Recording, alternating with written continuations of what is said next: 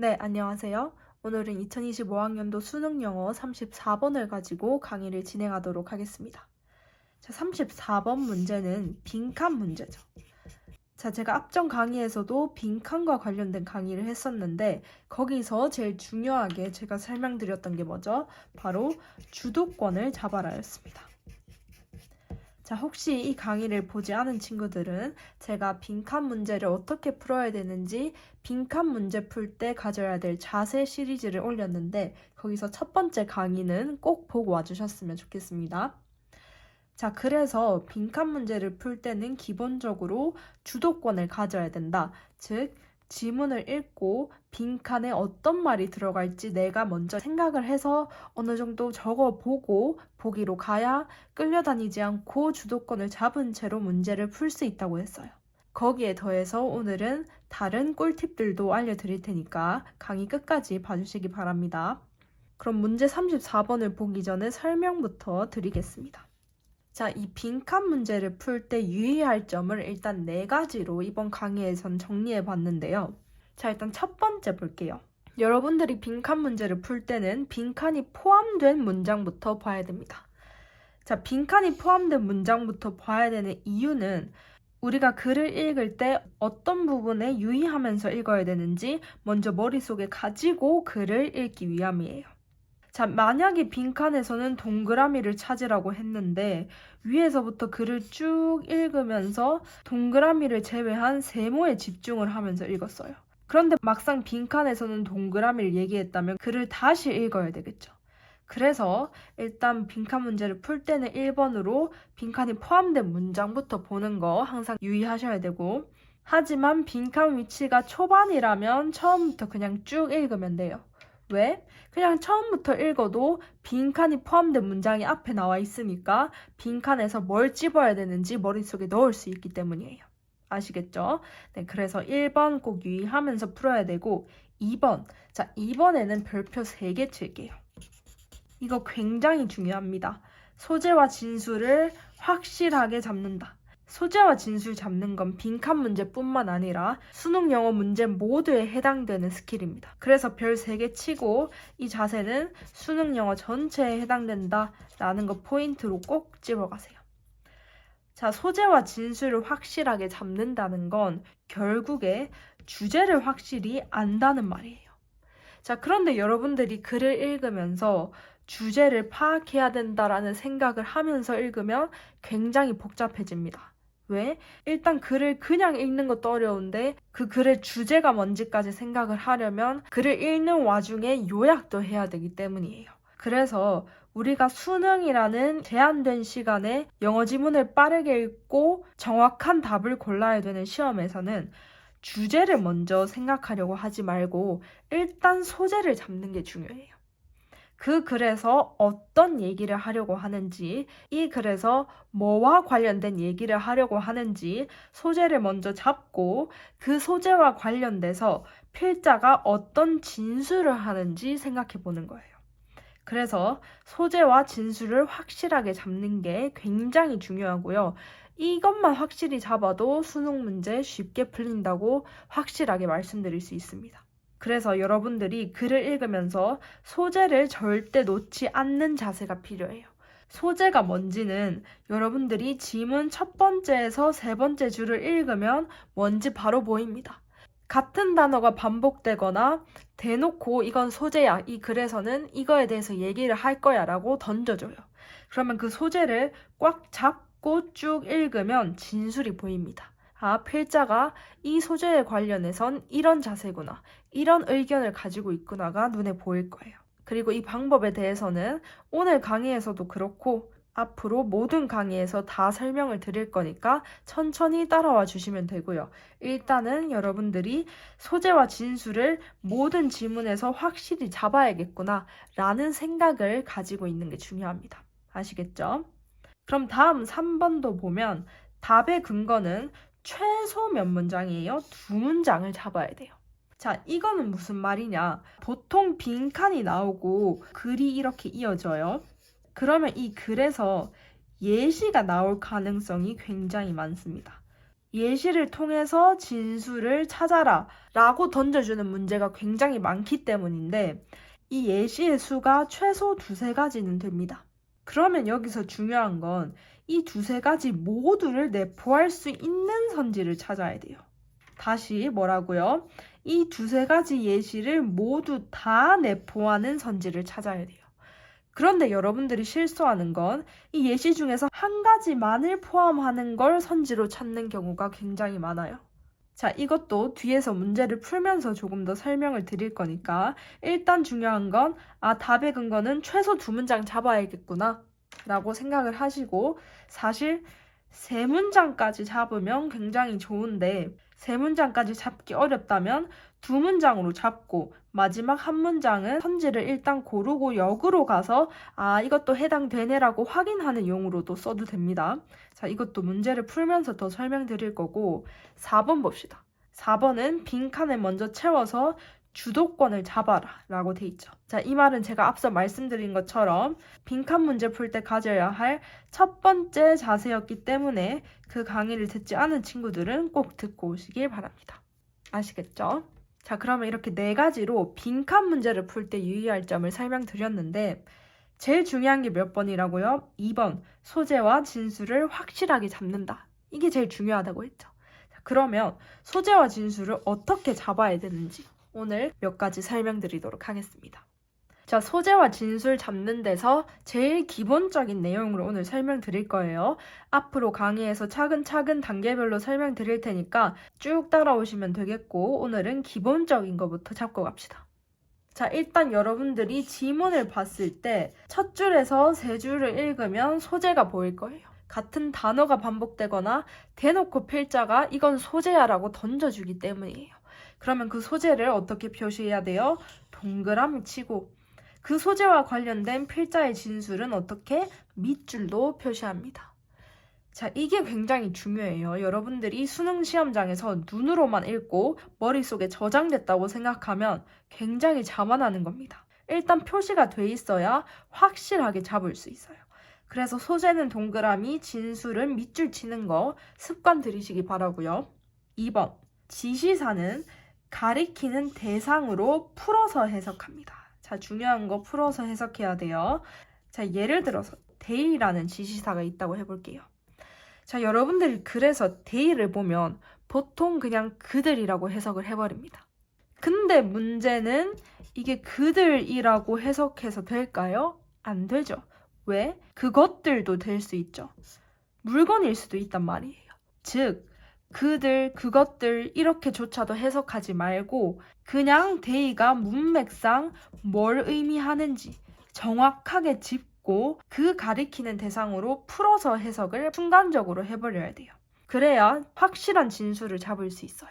자, 이 연습도 계속 같이 할 거고요. 3번은 명사보다 형용사에 집중을 해라고 돼 있죠. 자, 이 부분은 조금 생소할 수도 있는데 보통 사람이 글을 읽을 때 명사에 집중을 하게 됩니다. 그런데 명사는 기본이에요, 기본. 중요한 건 형용사예요. 왜? 우리는 진술이 중요하니까. 소재에 대해서 필자가 어떠한 진술을 하는지가 중요하죠. 그래서 형용사에 집중해야 되는 거예요. 자, 예를 들어 볼게요. 예를 들어서 이런 문장이 있다고 생각해 봅시다. 곰돌이는 귀엽다 라는 문장이 있다고 생각을 해볼게요. 그러면 이 문장을 쓴 사람이 곰돌이라는 소재에 대해서 어떻게 생각하는 거예요? 귀엽다. 즉, 플러스에 대한 생각을 하고 있죠. 귀엽다라는 것 자체가 지금 뭐죠? 형용사죠.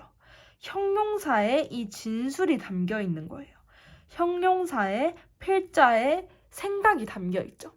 그래서 여러분들이 형용사에 집중하는 습관을 들여야 됩니다. 명사에 집중하면서 오답이 많이 나와요. 이것도 34번 문제를 풀면서 더 설명을 드릴 거고 다음 4번 볼게요. can은 소재에 대한 필자의 논지를 표현하는 구문이다 라고 돼 있어요. 자, 이것도 소재와 진술 잡는 방법인데 예를 들어서 세모 can 뭐뭐뭐 라고 돼 있다고 볼게요. 그러면 세모는 뭐뭐뭐야 라고 말하는 거예요. 필자가 이렇게 말하는 건 필자의 논지를 표현하는 구문이죠. 자, 수능 영어 지문은 논지를 표현하는 글입니다. 그러면 이렇게 논지를 표현하는 글에서 can이 나오면 필자가 확실하게 말해주는 거예요. 이거는 이거야 라고 할 수 있다라는 말을 하는 게 아니라 필자의 의견을 표현하는 거예요. 그래서 can 부분 나오면 주의해서 봐야 되고 but이 나오면 뒷부분이 중요합니다. 자, 이거는 6번과도 연결될 수 있는데 6번을 먼저 보면 소재 진술과 연관되지 않은 부분은 힘을 빼고 읽어야 돼요. 자, 중요한 건 뭐라고요? 소재와 진술이었죠. 자, 그러면 우리는 중요한 거에만 집중해야지 이 중요한 걸 머리에 담기에도 빠듯하니까 중요하지 않은 부분은 힘을 빼고 읽어야 되겠죠. 그러면 but 뒷부분이 중요하다고 했으니까 but 앞부분은 어떻게 힘을 빼고 읽는다 라고 생각을 하면서 앞으로 지문을 봐주세요. 그리고 또 어떤 부분을 힘 빼고 읽어야 되냐? not 진술은 근거가 아니에요. 자, 이것도 5번과 합해보면 not A, but B 라는 아주 유명한 표현이 있죠. 그러면 여기서 not 진술은 근거가 아니니까 A는 완전히 힘을 빼고 읽어요. 그리고 but 뒤에는 중요하니까 but 뒤에 B 부분은 힘을 주면서 정확히 읽어야겠죠. 이 not A, but B 구문이 아니더라도 무조건 not이 나오면 힘을 빼고 읽으세요. 거의 눈으로 훑는 수준으로 가도 돼요. 왜냐면 무조건 근거가 아니니까 오히려 답과 헷갈릴 수 있어요. 그래서 깊게 파고들려고 하기보다는 소재와 다른 얘기를 하고 있구나라고 가볍게 생각하면서 읽으시면 됩니다. 아시겠죠? 그리고 또 중요한 건 예시는 보충 설명일 뿐이에요. 자, 필자는 어떤 진술을 할 거예요. 소재가 있고 그 소재에 대한 진술을 할 겁니다. 그러면 필자는 이 의견에 대한 보충 설명을 하려고 예시를 들기 시작할 거예요. 그러면 여러분들이 이렇게만 봐도 예시가 중요할까요? 예시 앞에 있는 문장이 중요할까요? 예시 앞에 있는 이 중심 문장이 중요하겠죠. 중심 문장이 있으면 예시는 그 안에 포함되는 거예요. 그래서 미세하게라도 이 예시랑 중심 문장 사이에는 간극이 생깁니다. 그래서 여러분들은 예시에 집중하기보다는 중심 문장 그 자체를 이해하려고 해야 돼요.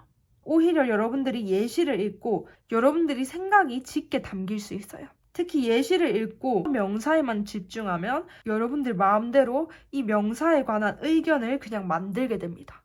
이 간극을 여러분들의 의견으로 채우는 거죠. 그렇게 되면 절대 안 돼요. 중요한 건 뭐다? 이 중심 문장이다. 그래서 이 중심 문장을 항상 잡고 가야 된다. 라는 거 기억해 두셔야겠습니다. 아시겠죠? 자, 이렇게 지금까지는 말로만 설명을 드려서 정확한 감이 오지 않을 수 있는데 34번 문제를 직접 풀면서 몸으로 한번 체감을 해볼게요. 자, 34번 문제입니다. 일단 방금 설명드린 거 순서대로 생각을 해봅시다. 처음에 빈칸이 포함된 문장부터 봐야 돼요. 그런데 빈칸, 위치가 초반이면 처음부터 그냥 읽으면 된다고 했죠. 완전 첫 줄에 빈칸이 있으니까 그냥 처음부터 읽는 거예요. 그리고 두 번째로 중요했던 게 뭐였죠? 소재와 진술을 잡아야 됐죠. 소재와 진술을 확실하게 잡아야 됐는데 소재는 동그라미 치고 진술은 밑줄 칠 거다라고 말씀드렸어요. 그러면 일단 이 기본적인 두 가지 생각 가지고 처음부터 볼게요. Centralized formal rules can 빈칸 돼 있는데 자, 아까 can에 대한 설명 나왔었죠. can 뭐라고 했어요? 소재에 대한 필자의 논지를 표현하는 구문이었죠. 그러면 지금 centralized formal rules가 소재가 되겠죠. 그래서 동그라미 치는 거예요. 그리고 여기서 can이 없었더라도 첫 문장에서 필자의 논지를 꽝 받고 가는 글이구나 라는 느낌이 오죠. 이 룰에 대한 얘기를 하는 거니까. 그래서 소재는 이거다 라는 생각이 왔어야 되는데 can이 있으니까 이건 확실하죠. 100%입니다. 그래서 이 앞에 있는 게 소재구나. rule, 즉 공식적인 규칙에 대한 얘기를 하겠구나 라는 생각을 하면서 소재를 절대 놓지 않고 글을 계속 읽는 거예요. 그럼 지금 어떤 생각을 해야 되는 거예요? 필자가 규칙에 대해서 어떤 의견을 가지고 있는지 그 진술을 찾자라는 생각을 하면서 읽어야 돼요. 그럼 그 생각을 하면서 두 번째 문장으로 가는데 The rules of baseball 주어 나오고 뒤에 뭐 나왔어요? don't 나왔죠. 자, don't에서 지금 not 포함된 거 보이죠? don't는 do not이니까 not 포함된 거죠. 자, not 진술은 답의 근거였어요? 아니었어요? 답의 근거 아니었죠. 다시 not 진술은 근거이다 아니다? 근거가 아니다. 그러니까 어떻게 해야 돼요? 힘을 빼고 읽는다. 자, 힘 빼고 읽으세요. 그냥 쭉 힘 빼고 읽는 거예요. 중요한 건 뭐예요? 그 뒤에 보충 설명입니다. 그 뒤에 긍정문이 필자의 논지예요. 그러면 뒤에 정확하게 봐야 되겠죠. 뭐라고 돼 있어요? They determine the behavior that consists playing the game. 자, 근데 여기서 뭐 나왔어요? they, 지시사 나왔죠. 자, 이 지시사는 가리키는 대상으로 풀어서 해석해야 되는데 이 they가 뭐예요? The rule of baseball이죠. 자, 결국에 the rule of baseball은 뭐랑 연관돼요? 소재랑 연관되죠. 왜? 소재에 룰이 있었으니까 이 룰에 대한 예시를 설명하는 거니 결국에는 예시의 주어가 소재랑 같은 거죠. 그러면 이 they도 동그라미 치는 거예요. 왜? 소재니까. 그러면 이 소재는, 소재 즉 규칙은 결정해요. 뭐를? 행동을. 어떤 행동이에요? 경기를 구성하는 행동이죠. 즉 규칙이 행동을 구성한다라고 하고 있죠. 이 표현 저장하면서 다음 문장 볼게요. Rules do not prevent people from playing baseball 돼 있는데 중요한 거 여기 뭐 있어요? not 있죠. not 있으면 이거 근거 아니에요. 그래서 가볍게 읽는 겁니다. 소재에 대한 얘기는 하지만 not이 포함돼 있으니까 필자의 논거가 아니다. 그래서 가볍게 읽고 넘어가고 보충 설명 부분을 더 자세히 봅니다. 뭐라고 돼 있어요? They create the very practice that allows people to play baseball. 자, 여기서도 they가 rules죠. rules가 뭐예요? 소재죠. 그래서 they에도 동그라미 치는 거예요. 왜? 소재니까. 그러면 이 규칙들은 만들어요. 뭘 만들어요? The very practice. 그 관행을 만드는 거예요. 어떤 관행이에요? 사람들이 야구를 할 수 있는 관행을 만드는 거예요. 그러면 지금 여러분들이 여기까지 봤을 때 밑줄 친 진술 부분 반복되는 거 보이죠? 규칙은 행동을 만들고 규칙은 관행을 만든다라고 하고 있어요. 자, 그러면 지금 빈칸에 뭐가 들어가는지 여러분들 벌써 적을 수 있죠? 뭐라고요? 관행을 만든다. 행동을 만든다. 라고 빈칸을 채우면서 주도권 잡을 수 있죠. 아시겠나요? 이렇게 힘을 빼고 있는 부분 가볍게 읽고 넘기고 진술 부분을 확실하게 읽으면서 답의 근거를 최소 2문장에서 확실하게 잡으면서 공통점을 보니 빈칸을 바로 채울 수 있게 되죠. 이렇게 바로 채울 수 있는 이유는 뭐예요? 바로 소재와 진술을 확실하게 잡았기 때문에 이렇게 동그라미 밑줄 2개만 나와도 확실히 글이 잡히는 거예요. 왜? 자연스럽게 주제가 잡히니까. 억지로 주제를 생각하려는 게 아니라 자연스럽게 주제가 잡히니까 빈칸이 보이는 겁니다. 자, 이렇게 주도권을 한번 잡으면 뒷문장은 일단 가볍게 읽는 겁니다. 보통 이렇게 첫 문장에서 필자의 논지를 꽝 받고 가는 글은 밑에 거의 다 예시가 나와요.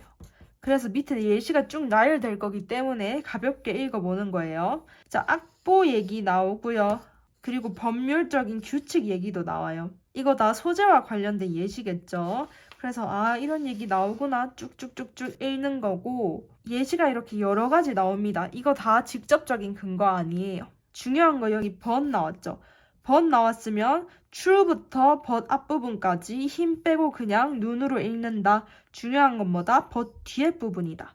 그래서 but 뒤에 부분을 보면 rules also create the rules themselves. 자, rules 소재였죠. 소재였으니까 동그라미 치면 규칙은 역할 그 자체를 만든다고 해요. 그럼 어떤 역할인지 뒤에 설명 나오겠죠. Without them. 자, them이 소재죠. 왜? rules니까. 그래서 동그라미 치고 An individual would not have the opportunity to occupy the role. 개인은 갖지 못할 거예요. 뭐를? 기회를. 어떤 기회를? 역할을 차지할 기회. 즉, 글 앞에서 규칙은 관행을 만든다고 했죠. 그래서 규칙이 없으면 관행도 없으니까 개인은 어떠한 역할도 차지할 기회를 갖지 못할 거다 라고 마무리를 하면서 논지가 이렇게 쫙 정리되는 거 보이죠? 자, 그러면 이렇게 뒷부분까지도 가볍게 읽으면서 확인을 했으니까 보기로 넘어가 봅시다. 자, 보기 1번을 보면 리글 얘기 나오죠. 자, 리글 아까 예시 중에 하나 있었죠. 그런데 우리 중요한 거 뭐였어요? 모든 예시를 다 내포했어야 돼요. 다 내포해야 되는데 1번은 뭐예요? 리글, 예시 하나만 내포하고 있죠. 이게 중요한 거예요. 그래서 우리는 근거를 최소 2가지는 잡는다. 그 2가지 모두를 포함하는 선지를 골라야 된다. 라는 거 생각해야 되니까 1번은 답이 아니고. 자, 2번 볼게요. 자, 2번에는 practice, 소재 나왔죠. 소재 나왔으니까 2번이다. 이렇게 가면 안 돼요. 왜? 소재는 명사죠. 소재는 명사인데 중요한 건 오히려 뭐다? 형용사, 동사, 부사 이런 거예요. 그런데 지금 앞에서부터 보면 lead people to re-evaluate their roles 돼 있죠. 자, re-evaluate 돼 있어요. 재평가한다는 건 이미 있는 관행을 재평가하는 거죠. 그런데 우리가 지금 주도권 잡은 건 뭐예요? 관행을 만드는 거예요. 새로 만드는 거죠. 그러니까 이미 있는 거 아니에요. 그래서 2번은 답이 아닙니다. 자, 이렇게 요즘 수능 영어에서는 세세하게 들어가기 때문에 더 동사, 형용사, 부사에 집중해야 되는 거고요. 3번 봅시다. 자, 3번 encourage new ways of thinking which promote creative ideas. 이거는 완전히 내용과 상관없는 얘기죠. 자, 4번 볼게요. 4번도 지금 리글 나왔어요. 리글도 1번처럼 예시 하나만 포함하니까 답이 아니겠죠. 자, 그럼 5번 볼게요. facilitate, 단어 중요했죠. facilitate는 촉진하다라는 단어입니다. 촉진해요. 뭐를? productive activity. 생산적인 활동을 촉진해요. 어떻게? by establishing rules and practices. 자, rules and practices가 소재 맞죠? 동그라미 치고 이 소재가 개인들의 productive activity를 촉진하는 내용 맞죠? 자, 그래서 답은 5번이 되겠습니다. 자, 이렇게 문제를 풀어보니까 앞에서 제가 설명드린 내용이 더 와닿죠? 그러면 앞에 내용 다시 한번 정리하면서 마무리해 볼게요. 자, 이제 문제를 풀고 왔으니까 더 와닿을 겁니다. 자, 빈칸 문제를 풀 때는 일단 빈칸이 포함된 문장부터 보는 거예요. 왜? 우리가 어떤 걸 빈칸에 넣어야 되는지 생각하면서 글을 읽기 위해서. 그런데 빈칸 위치가 초반이면 그냥 처음부터 읽어도 되겠죠? 그리고 수능 영어 글을 읽을 때는 소재와 진수를 확실하게 잡는 연습을 꼭 해야 되고 답의 근거는 최소 2문장을 잡아야 된다. 첫 번째, 두 번째 아까 잡았었죠. 밑줄 친 진술 부분이 2가지 근거였습니다. 그 예시들을 모두 다 내포하는 선지를 찾아야지 하나만 내포하면 오답 선지다. 라는 거 확인했고요. 4번 빈칸을 먼저 채워서 주도권 잡아봤죠.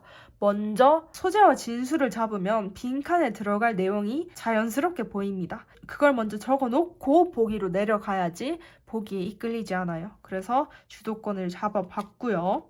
소재와 진술 잡는 게 문제의 키포인트였는데 소재를 발견했을 땐 동그라미 쳤고 진술은 밑줄로 표시해봤습니다. 지시사 대의는 이 문제에선 뭐였어요? 바로 rules였죠. 자, rules라고 바로 풀어서 해석을 하면서 문제 풀어봤고요. 자, 아까 명사, 즉 practice, 관행이라는 명사만 집중했다면 오답선지 선택했을 수 있죠. 그래서 형용사, 그 명사에 대해서 필자가 뭐라고 설명하는지 형용사에 더 집중을 해봤고 can이 나오면 필자의 논지를 표현하는 구분이니까 더 확실하게 확인을 해야 됐고요. but이 나오면 뒷부분이 중요하니까 앞부분은 어떻게 힘을 빼고 읽는다. 그리고 not이 나와도 근거가 아니니까 힘 빼고 읽고 예시는 보충 설명일 뿐이니까 오히려 중심 문장, 즉 필자의 논지를 확실하게 표현한 부분에서 더 정확히 해석을 했어야 됩니다. 아시겠죠? 자, 이렇게 오늘은 빈칸 문제를 푸는 거에 더해서 수능 영어 자체를 풀 때 도움될 만한 여러 꿀팁들을 말씀드렸습니다. 이 개념들 하나하나 여러분들 걸로 꼭 만드셔야 되고요. 오늘은 34번을 풀면서 설명을 드렸는데 다음 강의에서는 다른 문제로 소재와 진술 잡는 법 설명드릴 거니까요. 오늘 강의 복습 잘 하시고 다음 강의에서 또 뵙겠습니다.